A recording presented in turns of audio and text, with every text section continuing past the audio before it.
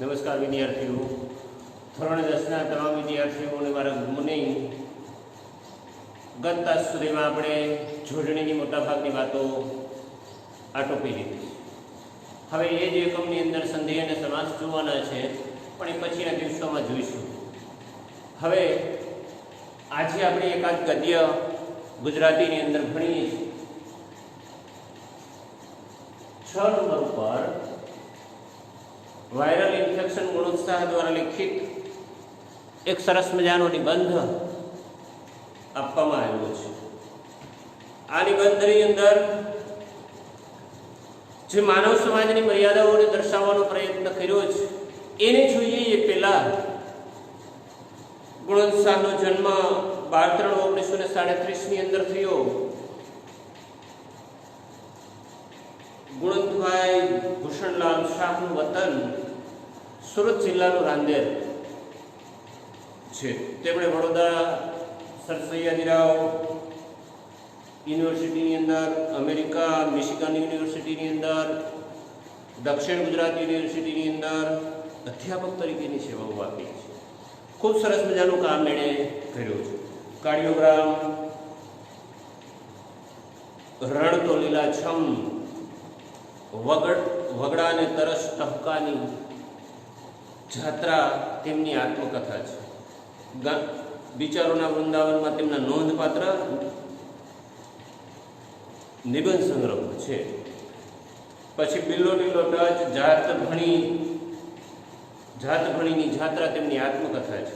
ગાંધીના ચશ્મા, રામાયણ માનવતાનું મહાકાવ્ય, રામાયણ માનવતાનું મહાકાવ્ય, મહાભારત માનવ સ્વભાવનું મહાકાવ્ય, તેમના વ્યક્તિ વિચાર ચિંતનના ગ્રંથો છે। આ બધી સાહિત્ય સૃષ્ટિ જે છે એટલી બધી વિસ્તૃત છે કે એના કારણે રણજીતરાવ સુવર્ણચંદ્રક, દર્શક એવોર્ડ, ગુજરાત સાહિત્ય અકાદમી ગાંધીનગર સાહિત્ય રત્ન એવોર્ડ, ભારત સરકાર દ્વારા પદ્મશ્રી પુરસ્કારથી પણ તેમને નવાજવામાં આવ્યા છે। અહીં જે નિબંધ આપ્યો, વાયરલ ઇન્ફેક્શન કેવી રીતે લાગી જાય છે માનવની અંદર, માનવ કેમ બીમાર પડે છે, આ બાબતની ચિંતા, આ બાબત તરફ એણે આંગળી ચીંધી છે અને માનવ સમાજની મર્યાદાઓ શું છે એ માનવ સમાજની મર્યાદાઓ પ્રત્યે એણે ધ્યાન દોરવાનો પ્રયત્ન કર્યો છે।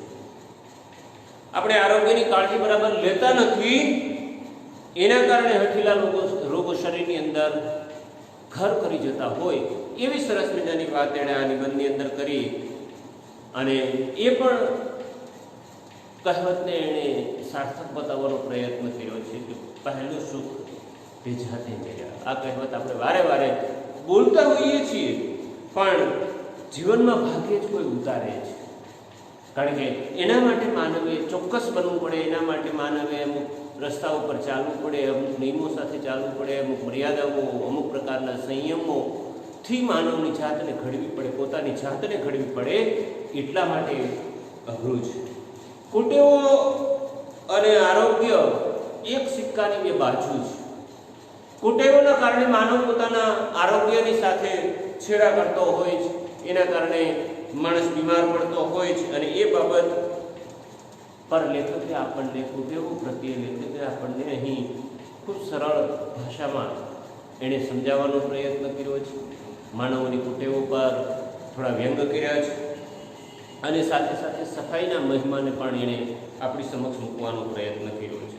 માત્ર જીવનની અંદર પ્રેમ તત્વ જ જીવનને સુંદર બનાવે છે, એવી સરસ મજાની વાત એણે આ વાયરલ ઇન્ફેક્શન દ્વારા આપણી વચ્ચે મૂકવાનો પ્રયત્ન કર્યો છે કે જીવનની અંદર એકબીજાની વચ્ચે રહેલો સ્નેહ અને સ્નેહથી રહેનારા માનવો કેટલી સરસ રીતે પોતાના જીવનને વ્યક્ત કરે છે, એની વાત અહીંયા લેખકે આપણી સમક્ષ મૂકી આપણને એક સરસ મજાનો સ્નેહનો સંદેશ આપવાનો પ્રયત્ન પણ આ નિબંધની અંદર કર્યો છે અને પોતાની વાતને ધારદાર રીતે બનાવીને જાગૃતિ લાવવાનો પ્રયત્ન આપણા આ નિબંધની અંદર એટલે કે લોક વાયરલ ઇન્ફેક્શનની અંદર એણે ખૂબ સરસ રીતે આપણી સમક્ષ મૂકવાનો પ્રયત્ન કર્યો છે। વિદ્યાર્થીઓ મિત્રો, આપની પાસે પુસ્તક મોટાભાગના બધા આવી ગયા છે અને ગુજરાતી ખોલી અને એમાં ધ્યાન આપો. સાથે સાથે નોટબુકના સ્વાધ્યાય પછી સ્વાધ્યાય લખતા જજો, જેથી કરીને એકસાથે આપણી ઉપર કામ આવી ન પડે એની પણ કાળજી લેજો. હવે જઈએ છીએ આજના નિબંધની અંદર. વાયરલ ઇન્ફેક્શનની અંદર ગુણવંત કલમે લખાયેલો આ નિબંધ શું આપણને પ્રેરણા આપે છે, કેવી વાત આપણી સામે મૂકે છે ગુણવંત શાહ, જોઈએ. એક જમાનામાં ચીનના લોકો ગામમાં કોઈ માંદો પડે તો ડાક્ટરને સજા કરતા. સેમ્યુઅલ બટલરે એક એવા આદર્શ સમાજની કલ્પના કરેલી કે જેમાં માંદા પડનાર માણસને કેદની સજા થાય.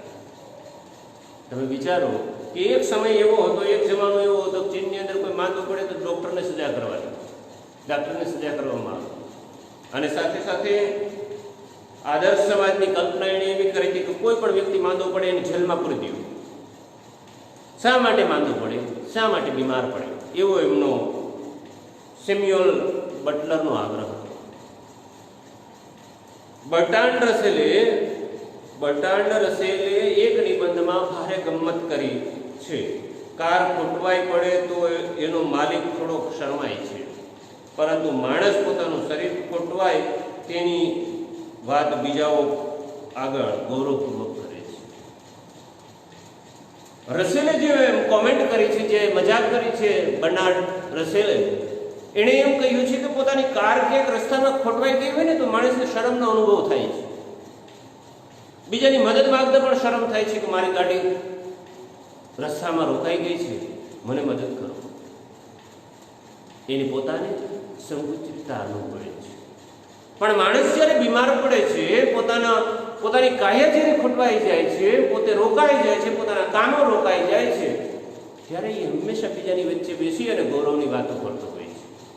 બીજાને ગૌરવથી પોતાની બીમારીના સમાચાર બતાવતો હોય છે. આગળ જોઈએ. માણસ પોતાના જ શરીર સાથે નિર્દયતાપૂર્વક વર્તે છે. ભણેલા લોકો પણ ખાવા પીવામાં ભણની માફક વર્તે છે. ગુણવંત શાહ આપને કહે છે કે માણસ પોતાના શરીરની સાથે નિર્દયતાપૂર્વક, ક્રૂરતાપૂર્વક વર્તે છે. પોતાના શરીરની સાથેનો વ્યવહાર જે છે એમાં એ નિષ્ઠુર બની જાય છે.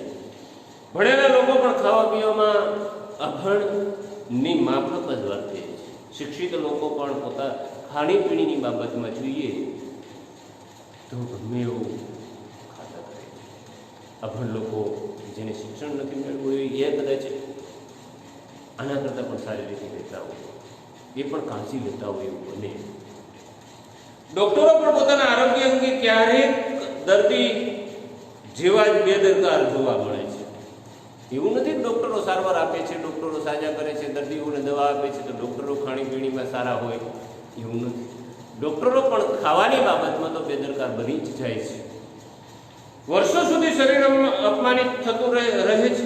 ખાટલામાં પડેલું નાની ઉંમરનું શરીર એ તો અપમાનો અસહ્ય બની ગયા ત્યારે શરીર દ્વારા શરૂ થયેલો સવિનય કાનૂન ભંગ છે. વર્ષો સુધી આપણે શરીરનું અપમાન કરીએ છીએ અને એ અપમાન ધીમે ધીમે વધતું જાય, શરીર ધીમે ધીમે કમજોર થતું જાય. એક સમય એવો આવે કે શરીર નાનકડું બની અને ખાટલી ઉપર પડી જાય, પલંગ ઉપર પડી જાય, અને એ જે છે એ તો મૌન કાનૂન ભંગ છે. સવિનય કાનૂન ભંગ કરે છે શરીર, કારણ કે એનાથી ચાલી શકાતું નથી. અને એ કાનૂન ભંગ શરીર શા માટે કરે છે? માનવે એની સાથે નિર્દયતાપૂર્વકનો વર્ત્યો હોય, ગમે તેવું ખાધું હોય, ગમે તેવું રીતે પોતાની ભૂખને સંતોષવાનો પ્રયત્ન કર્યો હોય અને એનું પરિણામ એનું શરીર અટકી પડે છે, ચાલી શકતું નથી. હૃદય રોગનો હુમલો કોઈ મફતમાં નથી મળતો, એ માટે વર્ષો સુધી મથવું પડે છે. શરીરને પોટલું સમજીને કલાકો સુધી ઓફિસની ખુરશીમાં બેસાડી રાખવું પડે છે અને ગમે તે સમયે ગમે તેવું અને ગમે તેટલું ખાવું પડે છે. ઉદાહરણ આપ્યું છે, એક સરસ મજાની હૃદય રોગની વાત કરે છે. ગુણવંત શાહ કહે છે કે ભાઈ હૃદય રોગ મફતમાં મળતો નથી. એના માટે માણસે શું કરવું પડે છે? તો કલાકો સુધી ઓફિસની અંદર ખુરશી ઉપર પોતાની ચેર ઉપર બેસી રહેવું પડે છે અને પ્રમાણવાર સતત જીમા કરવું પડે છે. વર્ષો સુધી આવું કરે છે, આ ક્રમમાં જ ચાલે છે, ત્યારે હૃદયરોગ આવે છે, ત્યારે હૃદયરોગનો હુમલો આવે છે, જેને આપણે હાર્ટ એટેક કહીએ છીએ, અને માણસનું મૃત્યુ થાય છે. એમ નામ નથી આવતું, એના માટે માણસ પરિશ્રમથી દૂર ભાગતો જાય છે અને પોતાના શરીરને સતત સાચવી અને ઓફિસની અંદર બેઠો રહે છે, એર કન્ડિશન રૂમની અંદર બેઠો રહે છે. કામથી દૂર ભાગનારો માનવ પાછો ખોરાક બેજવાબદાર રીતે લે છે, પોતાના શરીરને ગમે તેવું ખાવાનું આપ્યા કરે છે. હૃદયરોગના હુમલા વખતે માણસને પરસેવો વછૂટી જાય છે. હૃદયરોગનો હુમલો આવે ત્યારે માણસ પરસેવામાં રંજિત થઈ જાય છે. એવું આપણે મોટાભાગે વાતો સાંભળતા હોઈએ છીએ. જીવનમાં કદી પણ પરસેવો નથી વળ્યો તે શરીરે પોતાના માલિકને કરેલો એક ક્રૂર કટાક્ષ છે. માણસને હૃદય હુમલો આવે છે ત્યારે આખો પરસેવામાં રેપઝેપ થાય છે અને પોતાનું શરીર પોતાના માલિકને કટાક્ષ કરે છે કે આખી જિંદગી તારા શરીરને પરસેવો વળવા દીધો નથી, માટે આજે આ પરસેવો વળે છે. જે આખી જિંદગી પરસેવો વાળે છે, પોતાના શરીરને સતત પરિશ્રમ આપે છે, એની જિંદગીની અંદર ક્યારેય હૃદયના હુમલાઓ આવતા નથી. કારણ કે જે ખોરાક એ પ્રાપ્ત કરે છે એ ખોરાકને પચાવવાની એની અંદર તાકાત હોય છે, એટલો એ પરિશ્રમ કરી લેતો હોય છે. હવે જુઓ આગળ, રોગ થાય તે માટે સુખી લોકો જે સ્થૂળ સાધના કરે છે તેને બેઠાડોપણું કહેવામાં આવે છે. આપણા દેશમાં આવા સાધકોની સંખ્યા ઓછી નથી. સ્થૂળ સાધના કરવી પડે છે, બેઠાડોપણું સ્વીકારવું પડે છે કે વર્ષો સુધી એને સ્થૂળ સાધના કરી હોય છે. ઓફિસની અંદર બેઠા રહ્યા હોય, એર કન્ડિશન રૂમની અંદર, ગાડી એસી, અને ઘરે જઈ અને પ્રમાણમાં જમવું. વર્ષો સુધીની એની સાધના હોય, એની સાધનાનું પરિણામ હોય છે. એક વિદ્યાર્થી પોતાના શિક્ષણ જગતની અંદર જ્યારે પોતાના પથ ઉપર સારી મહેનત કરે છે ત્યારે સારું પરિણામ મેળવે છે. એમ માણસ પોતાની જિંદગીમાં આવી રીતે ચાલે છે, સ્થૂળતા ભરેલી સાધના કરે છે અને સાધનાના અંતે એને બદલામાં પરિણામમાં શું મળે છે તો કે હૃદયરોગનો હુમલો. એનું કારણ વર્ષો સુધીની પોતાની સાધના છે, બેજવાબદારી ભરેલું પોતાનું વર્તન છે, પોતાના શરીર સાથે નિર્દયતાપૂર્વક ક્રૂરતા સાથે ગમે તેવું મળ્યું પોતાના શરીરની અંદર ઉતારવાનો એણે પ્રયત્ન કર્યો અને પરિણામે હૃદયરોગનો હુમલો આવ્યો. આવું લેખક કહે છે. આગળ જુઓ નિબંધની અંદર, હોસ્પિટલની શોભા વધારવા શું થઈ શકે? ઘણા ખરા ખાટલા ખાલી પડી રહે એ જ તો હોસ્પિટલની ખરી શોભા ગણાય. હોસ્પિટલની શોભામાં વધારો ક્યારે થાય કે મોટા ભાગના હોટની અંદર બધા ખાટલાઓ ખાલી પડે તો હોસ્પિટલ શોભાયમાન લાગે. પણ બને છે શું? માણસ ન છૂટકે ડોક્ટર પાસે જાય તેમાં કશું ખોટું નથી. ખરેખર તો સંપૂર્ણપણે નિરોગી હોય તેવા માણસોએ નિયમિતપણે ડોક્ટર પાસે જઈને લોહી, કાર્ડિયોગ્રામ અને બીજી બાબતોની ચકાસણી કરાવી લેવી જોઈએ. ખરેખર જે નિયમિત જીવન જીવે છે, માણસ બીમાર પડે અને ફરજિયાતપણે ડોક્ટર પાસે જવું હોય તો લેખક ના નથી કહેતું, પણ જે લોકો નિયમિત છે પોતાના જીવનની અંદર, એણે સમયાંતરે પોતાના શરીરના રિપોર્ટ કરાવવા જોઈએ, બ્લડ ચેક કરાવવું જોઈએ, સાથે સાથે કાર્ડિયોગ્રામ કરાવવું જોઈએ, બીજી કેટલીક બાબતોની ચકાસણી કરાવી અને સરસ રીતે પોતાના શરીરને કેવી રીતે રાખવું એની સંભાળ એણે સમયાંતરે 2-4-5 મહિને રિપોર્ટ કરાવી અને એ પ્રમાણે ચાલવું જોઈએ, એવા ખોરાક અપનાવવા જોઈએ. પોતાનું આરોગ્ય જળવાઈ રહે તે માટે સૂચનો ડોક્ટર પાસે કોઈ ફરિયાદ ન હોય ત્યારે માંગવા જોઈએ. પોતાનું શરીર સૂચવાઈ રહે, કોઈ ફરિયાદ જ ન હોય, કોઈ જાતની બીમારી જ ન હોય અને તમે એમ જ તમારા શરીરના રિપોર્ટ કરાવવા ગયા છો ત્યારે ડૉક્ટરની સામે વિનંતી કરીને ડૉક્ટરને કહેવાય કે મારું શરીર સુરક્ષિત રીતે જળવાઈ રહે એ માટે મારે કેવા પ્રકારના ખોરાકની જરૂર છે, કેટલા પ્રમાણમાં કસરતની જરૂર છે, કેટલી ચાલવાની જરૂરિયાત છે, કેવા ખોરાકો હું ખાઈ શકું, કેવા ન ખાઈ શકું, એ માટે ડૉક્ટરને વિનંતી કરીને આવી સલાહો એમની પાસેથી લેવી જોઈએ, જેથી કરીને જીવનની અંદર સારી રીતે પોતાના શરીરને સાચવી શકે. પણ આપણે આપણા શરીરની સાથે કેવી રીતે વર્તીએ છીએ એ આગળ વાત કરીએ. જુઓ, દાંતના ડોક્ટર પાસે કોઈ પણ પ્રકારનો દુખાવો ન હોય ત્યારે સમયાંતરે જઈ આવવું જોઈએ. લેખક કહે છે કે દાંતના ડોક્ટર પાસે જ્યારે આપણને દાઢ દુખે છે, દાંત દુખે છે, ત્યારે જ આપણે જતા હોઈએ છીએ. પણ એવું ન હોય એના માટે આપણે એની પાસે સમયાંતરે જવું જોઈએ અને એની સાથે વાતચીત કરવી જોઈએ, આપણા દાંતની તપાસ કરાવવી જોઈએ.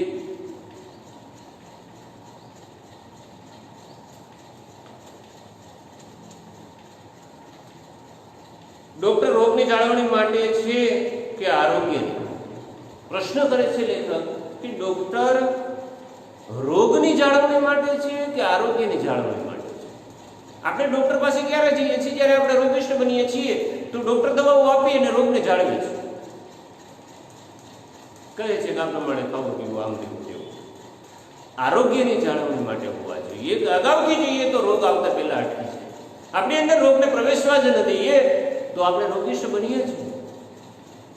એના માટે આરોગ્ય સચવાઈ રહે એ માટે સચેત બની, સાવધાન બની અને ડોક્ટરોની સલાહ મુજબ ખાણીપીણી અપનાવવી જોઈએ. આપણા શરીરની સાથે નિર્દયતાપૂર્વક વર્તતા અટકવું જોઈએ. આ પ્રશ્ન ડોક્ટરોની કમાણી પર સીધો પ્રહાર કરનારો છે. આ પ્રશ્ન લેખક કહે છે કે ડોક્ટરોની કમાણી ઉપર સીધો પ્રહાર કરનારો છે કે તમે માંદા જ ન પડો તો ડોક્ટરોના દવાખાનાઓ ખાલી થમ રહેવાના છે. ઓપીડીમાં કીડિયારો ઉભરાય એ તો સભ્ય ગણાતા સમાજની શરમ છે. ઓપીડીમાં વારો ના આવે. ઓપીડીમાં જાઓ તો ડોક્ટરો ના કહી દે, એટલા દર્દીઓ હોય. તો સભ્ય સમાજ, જે સંસ્કૃત સમાજ છે, એટલે કે જે સભ્ય સમાજની વ્યાખ્યામાં આવે છે, શિક્ષિત સમાજની વ્યાખ્યામાં આવે છે, સંસ્કારી સમાજની વ્યાખ્યામાં આવે છે, એવા સમાજ માટે સામજનક ગણાય. કે ઓપીડીમાં ભીડ એ બતાવે છે કે સભ્ય સમાજ યોગ્ય રીતે વર્તતો નથી. હવે જુઓ, અનાથાશ્રમમાં બાળકો અને ઘરડા ઘરમાં વૃદ્ધોની સંખ્યા વધે એ કંઈ તંદુરસ્ત સમાજની નિશાની નથી. એક મોટો કરારો વેગ આપણી ઉપર ફર્યો છે કે અનાથાશ્રમની અંદર નાના બાળકોની સંખ્યા વધે, વૃદ્ધાશ્રમની અંદર ઘરડાઓની સંખ્યા વધે, એ સભ્ય સમાજ માટે યોગ્ય નથી, શરમજનક છે.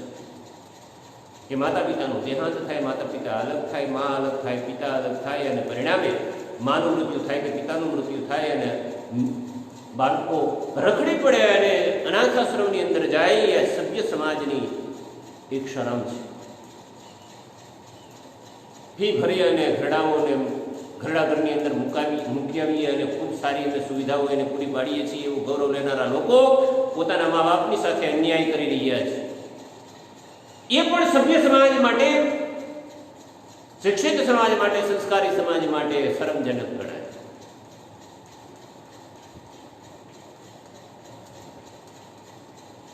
સંકટ સમયની સાંકળ વારંવાર વપરાય તે યોગ્ય નથી. ટ્રેનની અંદર એક સંકટ સમયની સાંકળ હોય છે કે ટ્રેનને તાત્કાલિક ધોરણે ઇમરજન્સીમાં ઊભી રાખવી હોય તો એની અંદર સંકટ સમયની એક સાંકળ હોય. એ સાંકળ ખેંચો એટલે એન્જિનને ચલાવનારા વ્યક્તિને ખ્યાલ આવે અને ટ્રેનને રોકે છે. પણ એ ક્યારે? મુસીબતના સમયે જ સંકટ સમયની સાંકળ થઈ જાય. આપણે એવું વર્તતા નથી, એવી રીતે વર્તતા નથી, પરિણામ આપણા શરીરને ભોગવવું પડે છે. ડોક્ટરે તાવની ફરિયાદ કરનારા દર્દીઓને કાને આજકાલ બે શબ્દો અચૂક પડે છે. ડોક્ટરને જે તાવની ફરિયાદ કરનારા લોકો છે એના કાને મોટા ભાગે બે શબ્દો જ કાયમ પડતા હોય છે. કોઈ પણ દર્દી ડોક્ટર પાસે જાય અને એમ કહે સાહેબ મને તાવ આવ્યો છે એટલે બે શબ્દો એ કહે. શું કહે? વાયરલ ઇન્ફેક્શન છે. વાયરલ ઇન્ફેક્શન એટલે મોકલનારના સરનામા વગરનું વીપી પાર્સલ. વાયરલ ઇન્ફેક્શન એટલે મોકલનારનું કોઈ સરનામું થતું નથી, એક વીપી પાર્સલ જેવું છે કે એનું કોઈ સરનામું હોતું નથી. અને ડોક્ટરો બધા દર્દીઓને એમ કે વાયરલ ઇન્ફેક્શન છે, દવા આપી દો, સારું થઈ જશે. ડોક્ટરને કંઈ જ ન સમજાય ત્યારે આ બે શબ્દો એની મદદે આવે છે. લેખક થોડીક મજાક સાથે વાત કરે છે કે ભાઈ કાંઈ ડોક્ટરને ન સમજાય કે આ દર્દીને શું થયું છે ત્યારે એમ કહીને છટકી જતા હોય વાયરલ ઇન્ફેક્શન છે. હા, લેખક એના ઉપર પણ વ્યંગ કરે છે. આપણા હિન્દુસ્તાનની અંદર બધા ડૉક્ટરો આવા છે એવું નથી. ઘણા ડૉક્ટરો એવા છે જેની પાસે બોગસ ડિગ્રીઓ છે અને ખ્યાલ ના આવે, દર્દીની મૂંઝવણનો ખબર નથી પડતી, મૂંઝવણની ખબર નથી પડતી, રોગની ખબર નથી પડતી, ત્યારે હંમેશા એવું કહેતા હોય કે વાયરલ ઇન્ફેક્શન છે.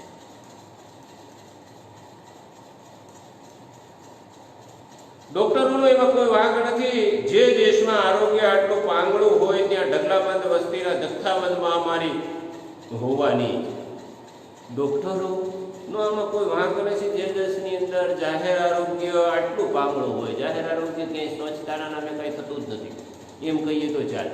આપણે ઉજવણીઓ કરવી પડે છે, સ્વચ્છતા અભિયાનો શરૂ કરવા પડે છે. અભિયાનો શરૂ કરવા હોય તો દરેક નાગરિકની ફરજ છે કે પોતે જ્યાં રહે છે ત્યાં સ્વચ્છતાને વિકસાવવાનો પ્રયત્ન કરે, સ્વચ્છ રાખવાનો પ્રયત્ન કરે. આખું ભારત સ્વચ્છ બની જાય, ક્યાંય કામદારોની જરૂર નથી. પણ દરેક માણસ એવું વિચારે છે કોઈ કાયમી કરી જશે, કોઈ કાયમી કરી જશે, સરકારે કરવાનું, ફલાણાએ કરવાનું, ઢીકણાએ કરવાનું, અને પરિણામે આવે છે કોઈ કાંઈ કશું કરતો જ નથી અને સ્વચ્છતાના નામે ઝીરો થઈ ગયું છે. આગળ જુઓ, દેશમાં આરોગ્ય આટલું પાંગળું હોય ત્યાં ઢગલાબંધ વસ્તીના જથ્થાબંધ મહામારી હોવાની છે. આરોગ્ય જેટલું પાંગળું છે, જથ્થાબંધ વસ્તી વધારો થઈ રહ્યો છે, એટલે જથ્થાબંધ મહામારીઓ આવવાની જ છે. જ્યાં ઇન્ફેક્શન અને ઉકરડો અડખે પડખે મળી સમજીને રહેતા હોય ત્યાં હોસ્પિટલો પણ ગંદી હોવાની. ઇન્ફેક્શન અને ઉકરડો બે સાથે રહેતા હોય, ઇન્ફેક્શન હોય ને ઉકરડો હોય બાજુમાં, આ બંને સાથે મળીને રહેતા હોય ને હોસ્પિટલો ગંદી તો હોવાની છે. ભારતની હોસ્પિટલો ઉપર ભેગું થયું છે કે આજે ભારતની હોસ્પિટલોની અંદર જાઓ તમે ખબર પડે કે સરકારી હોસ્પિટલોની સ્થિતિ શું છે. ત્યાં રહેનારા દર્દીઓ કેટલી ગંદકીથી પીડાઈ રહ્યા છે, કેવા મચ્છરોથી પીડાઈ રહ્યા છે. આ દેશની નરી વાસ્તવિકતાઓ છે. લેખક વાત કરે શું, જ્યાં ઇન્ફેક્શન અને ઉકરડો અડધે પડધે સમજીને રહેતા હોય ત્યાં હોસ્પિટલો પણ ગંદી હોવાની. સ્વચ્છ હોસ્પિટલો વધારે પડતી મોંઘી છે. સ્વચ્છ હોસ્પિટલોની અંદર જવું હોય તો વધારે પડતી મોંઘી છે. સામાન્ય માણસો, ગરીબ માણસો જેની પાસે આવક મર્યાદા છે એ લોકો ત્યાં પગ નથી મૂકી શકવાના. સ્વચ્છ હોસ્પિટલોમાં લીલા પાટિયા પર સુંદર લખાણ અવતરણ હોય છે જે થોડે દિવસે બદલાતું રહે છે. સ્વચ્છ હોસ્પિટલોની અંદર તો સમયાંતરે લીલા પાટિયાની અંદર અવતરણ કરી અને લખેલું હોય, બધા ચાર્જીસ લખેલા હોય, બધા એના વિભાગો જે છે એ પ્રમાણેના બિલોની રકમ લખેલી હોય છે.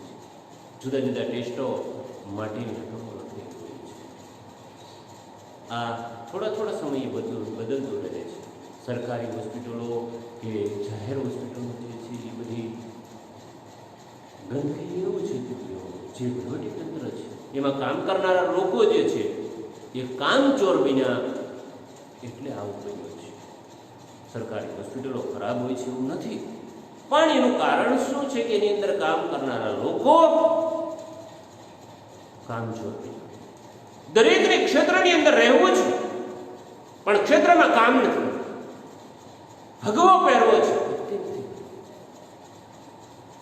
દરેક ક્ષેત્રનો આ મોટો પ્રશ્ન છે. સંન્યાસ લેવો હોય તો ક્ષેત્ર સંન્યાસ, કે જે કામ નથી કરવું એને ક્ષેત્ર છોડવું જોઈએ. પરિણામે હોસ્પિટલો ગંદકીથી ભરાઈ ન ચાલે. હવે જુઓ આગળ, ભારતની પ્રજામાં ગંદકી પ્રત્યે જે સુખ હોવી જોઈએ તે જાજી જોવા નથી મળતી.